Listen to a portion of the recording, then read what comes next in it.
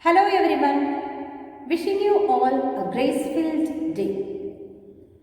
In our previous class, we have learnt about air pollution. What is air pollution? What are the sources of air pollution? What are the harmful effects of the air pollution? How can we prevent the air pollution? All these things we have discussed in details. Today, let us discuss regarding the water pollution. So, what is water pollution? In our primary classes, we have learned air pollution, water pollution, soil pollution. We are very familiar with this topic. Then also, we will just go through what is water pollution. So, what is water pollution? Any undesirable changes, that could be physical, that could be chemical, that could be biological. Any undesirable changes that taking place in the aquatic life or in the water bodies, that is termed as water pollution. So it could be foreign substances, it could be radioactive substances, anything that which is added to the water bodies, that is termed as water pollution. So let us discuss what are the sources of water pollution. What are the sources of water pollution? The chemicals used in the agriculture. One of the main sources are the chemicals that which is used in the agriculture. We know that we do use fertilizers, we do use pesticides, we do use herbicides, weedicides, all these we do use. So for what purpose we are using this? To increase the yield in the agriculture. For that purpose only we are using this fertilizers. But what happens? So when they are washed off by the rainwater, all the fertilizers, the pesticides, the herbicides, the weedicides, everything will be dumped into the water bodies, and thus the water bodies get polluted. And one of the reasons is that industrial waste, we can say. Industrial waste, we know that in and around so many factories are there. So factories releases so much of wastes. Okay, it could be anything. It could be heavy metals, it could be the acids and alkalis, it could be the hot water, the cool water that which is used for the processing. It could be anything that could be released to the water bodies, and thus also it gets polluted. And another thing is that sewages. We know that sewages, that is a filthy matter. That could be the human waste, that could be the domestic waste. Okay, in the cities and towns, the people come and dump it in the water bodies. The sewages, they dump it in the water bodies. Thus also water bodies gets polluted. And the next is that soaps and detergents. It is used in the houses and also in certain factories we do use soaps and detergents. So it is continuously dumped in the water bodies. We call it as grey water. Okay, so this also could pollute the water bodies. Next is oil spill. The big ships, the containers, they will be carrying the oil to one place to another place, and during that sometimes leakages occurs or the oil spill occurs, and that adversely affect the human life. So these are all the sources of water pollution. So what are the sources we have discussed here? The chemicals and the fertilizers is one of the sources, and another one is sewage, as I have told you, the domestic waste and the human waste.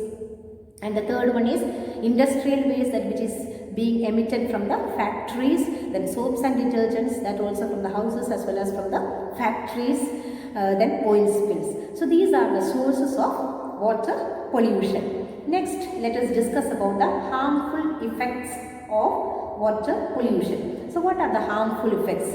We know that we do use pesticides such as DDT, and that is very harmful for the human beings. So when they reach the water bodies through the run of water, what happens? They will be entering into the food chain through the producers.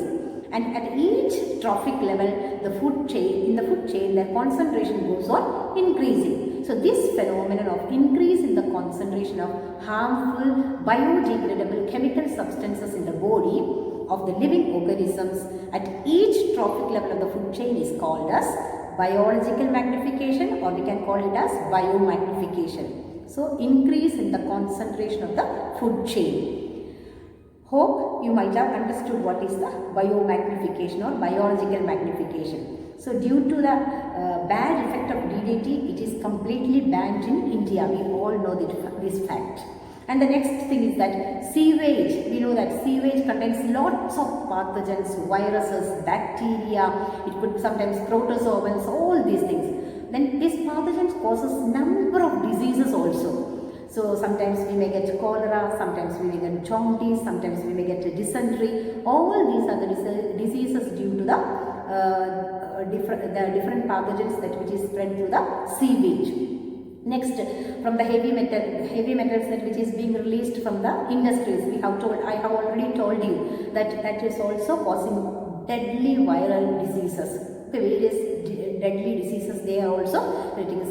We know that excess the consumption of mercury as well as the cadmium, it may lead to minimata and ittai diseases respectively. So sometimes if the excessive the heavy metals that which is consumed by the human being like cadmium, mercury and all, if it is in excess amount, it may lead to the various deadly diseases. The two diseases are ittai as well as minimata.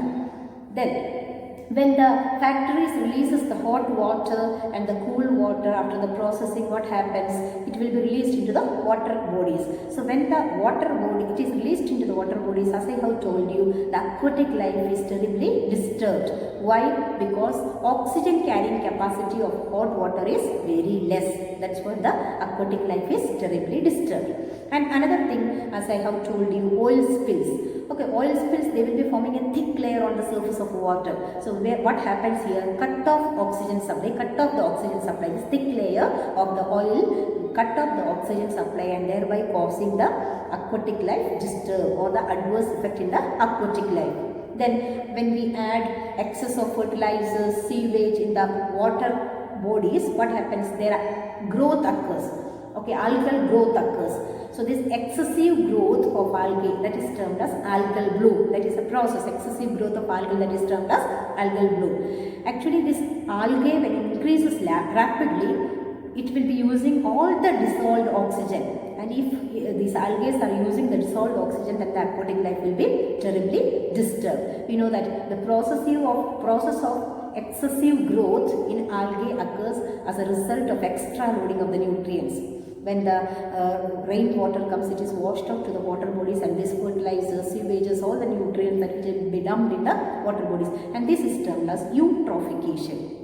So I hope that you might have understood biological magnification as well as eutrophication. What is eutrophication? That is excessive growth when it is occurring in the due to the extra loading of the nutrients in the water, that is termed as eutrophication. And biological magnification, as I have told you, when the concentration of the harmful biodegradable chemical substances in the body of the living organisms at the trophic level, if it increases, that is termed as biological magnification or the biomagnification. Now let us discuss how can we control this water pollution. Now we have learned what is water pollution, what are the sources of water pollution, what are the harmful effects of the water pollution, and let us learn how to control this water pollution. How to control this water pollution?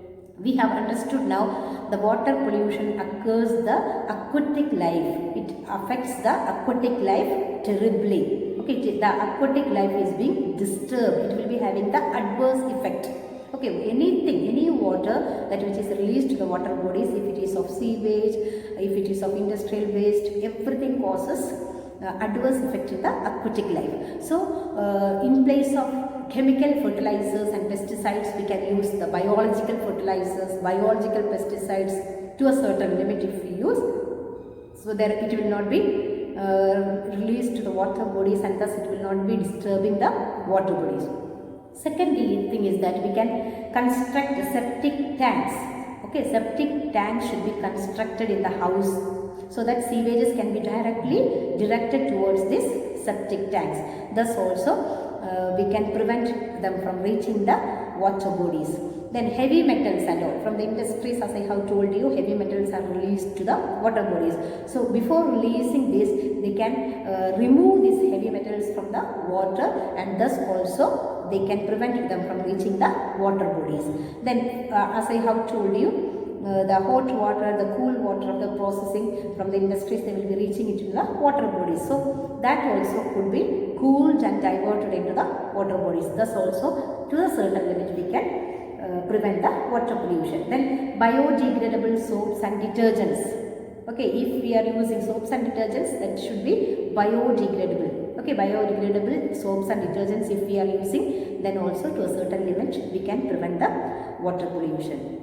So today we have discussed regarding what is water pollution, what are the sources of water pollution, what are the harmful effects of the water pollution. It may lead us to various types of diseases, as well as aquatic life is terribly disturbed. And how can we prevent the water pollution? I hope you might have understood the concept of water pollution, and in the next class we will discuss what is soil pollution, what is its effect, and how to prevent the soil pollution. So till that, thank you for being attentive. Once again wishing you all a wonderful day ahead. Thank you.